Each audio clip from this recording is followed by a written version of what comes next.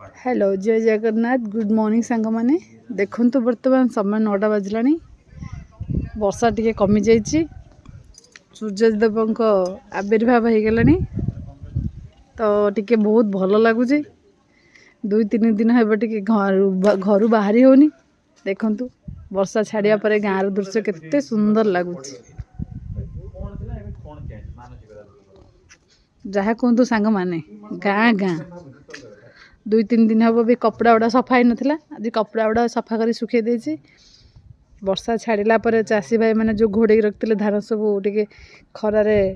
सुखे दौरान धान ओदा हो गले वर्षकर से परिश्रम फल नष्ट हो